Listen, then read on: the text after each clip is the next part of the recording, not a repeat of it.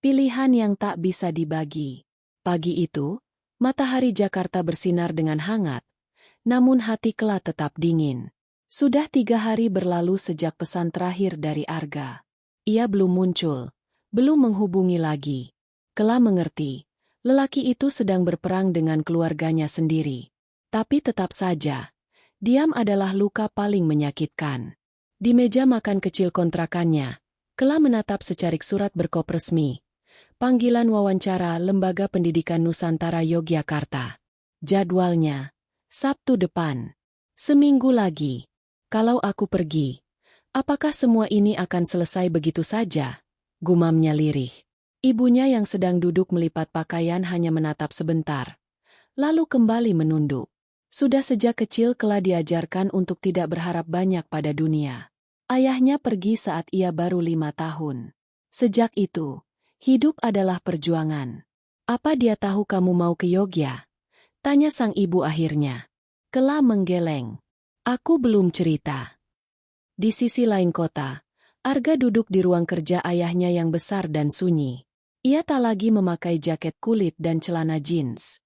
Kini ia mengenakan kemeja putih dan celana bahan, duduk kaku di depan pria yang membesarkannya, Prayogo Hartasuma, pemilik perusahaan properti ternama.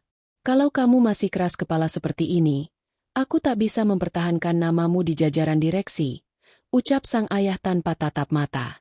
Mungkin memang aku gak cocok di sini, Pak, jawab Arga datar.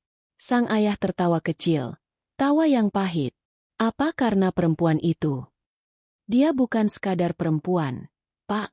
Dia yang buat aku merasa hidup. Omong kosong anak muda.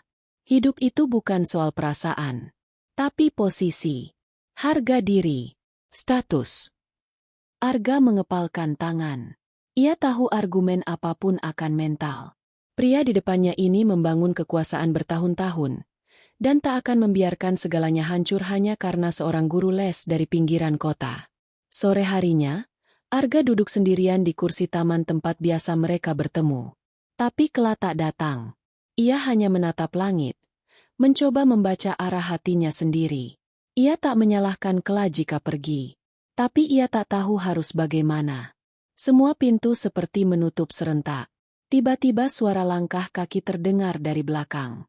Masih suka merenung kayak dulu, ya? Arga menoleh. Di depannya berdiri seorang perempuan dengan penampilan elegan. Dress krem selutut. Tas brandy tergantung di lengannya, dan rambut terikat rapi. Wajahnya bersih, tersenyum, namun tajam. Putri, gumam Arga. Papa dan papa kamu habis teleponan. Katanya kita harus segera tunangan, kata Putri santai sambil duduk di sebelahnya. Kamu gak keberatan kan? Demi perusahaan. Arga menatapnya dengan wajah datar. Aku gak cinta kamu. Putri tersenyum. Kita gak perlu saling cinta, Arga. Yang penting kita sepakat. Dunia kita ini bukan tentang cinta, tapi kesepakatan. Aku bisa bantu kamu tetap punya nama, dan kamu bantu aku jadi Nyonya Hartasuma. Fair, kan? Arga berdiri. Kamu gak tahu apa-apa soal aku. Putri menatapnya tajam. Aku tahu kamu lemah kalau sudah berurusan dengan keluarga. Dan aku tahu tentang perempuanmu itu. Arga terdiam. Putri mendekat, berbisik. Kamu pikir orang-orang di sekitarmu gak tahu siapa Kela? Alamatnya, tempat dia ngajar, bahkan riwayat keluarganya. Jangan lupa, kamu bukan orang biasa. Seketika, darah Arga mendidih. Ia sadar, ini lebih dari sekadar cinta. Ini sudah jadi ancaman. Malamnya, kelas sedang duduk menyiapkan materi untuk kelas esok hari ketika sebuah pesan masuk. Nomor tak dikenal. Jaga dirimu baik-baik. Beberapa orang tak suka kamu terlalu dekat dengan seseorang yang bukan duniamu. Kela menegang. Ia membaca ulang pesan itu berkali-kali. Jantungnya berdetak cepat. Apakah ini dari orang-orang Arga? Tak lama kemudian, pintu rumahnya diketuk. Kela berdiri pelan, mendekat. Ketika dibuka, wajah yang ia rindukan itu berdiri di sana.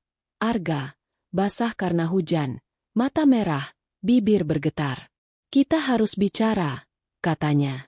Mereka duduk di ruang tamu kecil, berhadapan dengan secangkir teh hangat di antara mereka. Aku gak bisa lagi janji semuanya akan baik-baik saja, Ki. Ucap Arga dengan suara lemah.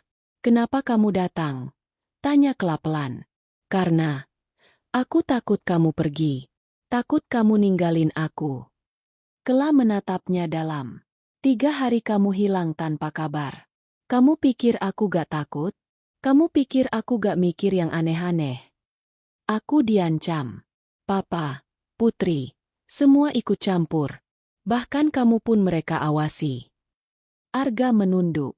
Aku gak bisa lindungi kamu dan itu yang paling menyakitkan. Suasana hening beberapa saat. Aku dapat panggilan kerja dari Yogyakarta. Ucap Kela akhirnya. Arga mendongak. Minggu depan aku harus berangkat kalau diterima. Aku belum ambil keputusan.